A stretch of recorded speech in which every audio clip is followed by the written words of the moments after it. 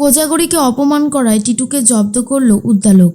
সম্পূর্ণ জানতে ভিডিওটিতে একটি লাইক করে প্রথম থেকেই দেখতে থাকো। গল্পের শুরুতেই দেখা যায় যে কোজাগরী কোকোকে বোঝাতে থাকে, যাই হয়ে যাক না কেন কোকো, ছাড়াছাড়ির কথা ভাবিস না। কিন্তু কোকো তখন বলে, কাকিমা, তোমার ছেলে যদি আমাকে বার করে অপমান করতে থাকে তাহলে আমার হাতে কি আর কোনো উপায় আছে বলো? আমার হাতে তো আর কোনো উপায় নেই। আফটারঅল আমার স্বপ্নটাকে তো আমায় নিজেকেই প্রমাণ করতে হবে, আমার নিজের স্বপ্নটাকে নিজেকেই পূরণ করতে হবে, আর ওদেরকে দেখিয়ে দিতে হবে যে আমিও পারি করতে। তোমার ছেলে কিন্তু অনেক অপমান করে আমাকে, জানো তো। আমার একটা কথা ভেবে অবাক লাগে, এই মানুষটাকে আমি এত বড় চিনতে ভুল করেছি। কি করে পারলাম এতদিন ধরে একসাথে থেকেছি, কথা বলেছি, কিন্তু চিনতে পারিনি। তখন কোজাগরী বলে, তুই কি চিনবি? আমি তো নিজের পেটের ছেলেকেই চিনতে পারিনি, আর আমি কি বলবো বল? আমারও সব কিছু ইদানিং কেমন যেন অজানা অচেনা লাগে। বুঝতে পারি না কি করব, কি করার দরকার। সব কিছু কেমন যেন এক নিমেষে এলোমেলো হয়ে যায়। তখন টিটো এদিকে বাড়িতে চলে গেছে। কোকো বলে, তুমি বাড়িতে যাবে না কাকিমা? তখন কাকিমা বলে, যাব, হোটেলটা সামলে নিয়ে তারপরেই যাব। এর মধ্যেই কোকো তখন বলে, ঠিক আছে, আমি তাহলে একটু বাড়িতে গিয়ে ঘুরে আসি। তখনই কোজাগরী বলে, যা, আজকে তো আর কেনাকাটা করতে পারবো বলে মনে হয় না, একেবারে কালকেই কেনাকাটা করে নিয়ে ওদের বাড়িতে যাব, ঠিক আছে? আর তখনই কোকো বলে, আচ্ছা। পরের দিন সকাল হতেই ভাত কাপড়ের আয়োজন শুরু হয়ে গেছে। ভাত কাপড়ের আয়োজন প্রায় শেষ হতে চললো, কিন্তু এখনও দেখা যায় তোতা সেজে রেডি হয়ে আসেনি। তখনই আসমানের মা তো রেগে যায় আর বলে, দেখেছো কাণ্ড, দেখেছো? সারাটা দিন ধরে হাত পুড়িয়ে রান্না করলাম, এখনও সেই মেয়ের পাত্তাটা নেই। কি করছে এতক্ষণ ধরে? আসমানের বাবা বলে, আরে এটা কি তোমার আর আমার জামানা যে ওই কম করে সেজে টেজে চলে আসলে? এখন তো ওদের জামানা, আর ওদের জামানায় সাজতে একটু বেশিক্ষণই সময় লাগে, বুঝেছো? তুমি আর এসব নিয়ে মাথা ঘামিও না। তুলি তো আছে, তুলি ঠিক সাজিয়ে গুছিয়ে নিয়ে আসবে। মা তখন বলে, আরে বাবা, একটা তো টাইম থাকে, এদিকে তো বেলা হয়ে যাচ্ছে, ও তো সবার পাতে ঘি ভাত তুলে দেবে, তারপরেই তো সবাই খেতে পারবে। তোমরা যে কি বলো না, আমি না বুঝতে পারি না সত্যি কথা। আর কতক্ষণ সময় নেবে কে জানে। তখনই সবাই মিলে বলে, আরে আরেকটু সময় দাওই না, এইসব দিন তো আর জীবনে বারবার কখনো আসে না, এগুলো একবারই আসে, তাই একটু তো সময় লাগবেই।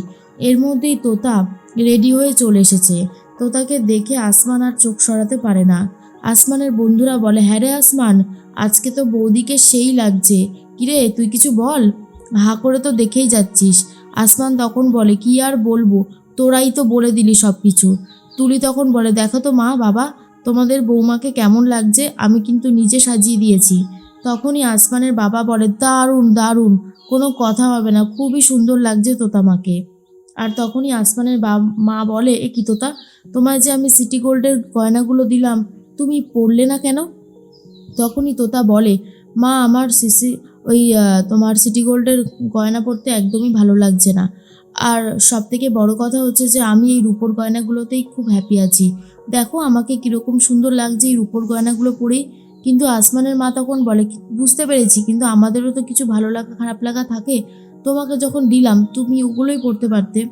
এরপরেই তোতা তখন বলে, সেটা আমি পরিনি ঠিকই, আর আমার মা যেই গোল্ড গয়নাগুলো দিয়েছিল সেগুলো আমি কালকে মা আসলে ফেরত দিয়ে দেবো, কারণ আমার ওগুলো নেওয়ার কোনো ইচ্ছা নেই। আসমানের বাবা তখন বলে, তুমি দেখো তোতা, তোমার মা তো আশীর্বাদ স্বরূপ তোমাকে ওগুলো দিয়েছে, তোমার যদি ভালো না লাগে সেটা তুমি ফেরত দিতেই পারো, কিন্তু ফেরত দেওয়াতে যেন উনি কোনো কষ্ট না পায়।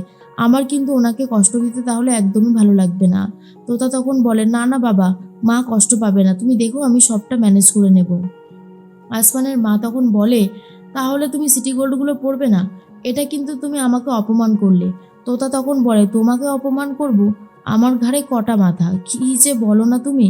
আর আসমান তখন বলে, তোতা, মা যখন গয়নাগুলো দিয়েছিল তুমি পরতে পারতে, তাহলে তো আর ঝামেলার কোনো কারণ থাকতো না। তোতা তখন বলে, আসলে আমি ভাবলাম যে এই রূপোরগুলোই পরি, রূপোরগুলো পরলে ভালো লাগবে, সেই জন্যই পরেছি। আর তখন আসমানের বাবা বলে, আরে থাক না, সব কিছু ব্যাপার নিয়ে এত ধরলে চলে নাকি? নাও, ওর হাতে ভাত কাপড়ের থালাটা তুলে দাও, ছেলের হাতে। তারপরে ভাত কাপড়ের থালাটা দিয়ে বলুক, সারা জীবনের জন্য তোতা মায়ের ভাত কাপড়ের দায়িত্ব নিল আসমান। আর ঠিক তখনই আসমান ভাতের থালাটা হাতে নিয়েছে, কিন্তু তোতা নিয়ে নেয় আর বলে, নাও হাত পাতো এবারে। উল্টে দেয় আর বলে, মানে তুমি কি করতে চাইছো? তোতা তখন বলে, আরে হাত পাতোই না বলছি। এরপর আসমান হাত পাতে আর তোতা থালাটা নিয়ে আসমানের হাতে দিয়ে বলে, সারা জীবনের জন্য তোমার পাশে থাকার, তোমার পরিবারের পাশে থাকার জন্য কথা দিলাম। তোমার বিপদের দিনে সবসময় তুমি আমাকে পাশে পাবে। আর এই সমস্ত কথা শুনে তো আসমানের মা জাস্ট চমকে যায় আর বলে, এটা কি ভাত কাপড় হলো? আমি তো বাবার জীবনে এরকম কোনো ভাত কাপড় দেখিনি, এই প্রথমবার দেখলাম। তখন সবাই বলে, এখন তো এরকমই হয়, এখন কি শুধু ছেলেরা দায়িত্ব নেয়, এখন তো মেয়েরাও দায়িত্ব নেয়। দেখো দেখো, তোমার বৌমাও কি সুন্দর দায়িত্ব নিয়েছে। সত্যি আমার কিন্তু তোমার বৌমাকে ভারী ভালো লাগছে, যাই বলো না কেন। এরপরেই আসমানের মা তখন বলে, হয়েছে হয়েছে, থামো তো, তোমরাও বেশ ভালো কাঠি করতে পারো। অন্যদিকে কোজাগরি তো টেবিলে বসে আছে, হিসাব নিকেশ করতে থাকে, আর এদিকে কোকো সবাইকে খেতে দিতে থাকে। ঠাম্মি তখন বলে, হ্যাঁ রে উদ্দালক, এখন কি মানে বৌমা ঠিক করেছে বাড়িতে থেকেও বাড়ির কোনো কাজ টাজ করবে না? তুই কি বলেছিস যে বৌমাকে কোনো কাজ করতে হবে না? তখনই উদ্দালক বলে, দেখো মা, আমি শুধু এটাই বলেছি, ওর যদি কাজ করতে ভালো না লাগে করবে না, আর কোকোর যদি ভালো লাগে করবে, না হলে আমি হোম ডেলিভারি নিয়ে আসবো, আর তো কোনো উপায় নেই। তখন টিটো বলে, মায়ের আর কি অসুবিধা, মা তো এখানে থাকবে, আর মায়ের তো হোটেল আছে, খাওয়া দাওয়ারও কোনো অসুবিধা হবে না, সব কিছু বেশ ঠিকঠাকভাবে হয়ে যাবে, তাই না মা বলো?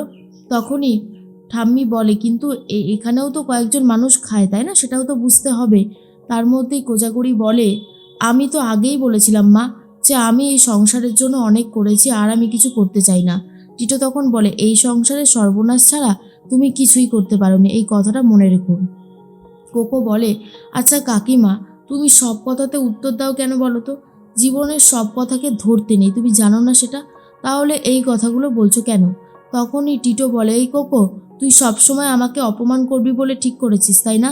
আর কোকো তখন বলে, তুমি কি করছো? কাকিমাকে তো অপমান করেই চলেছো, আবার বড় বড় কথা বলছো কি করে গো?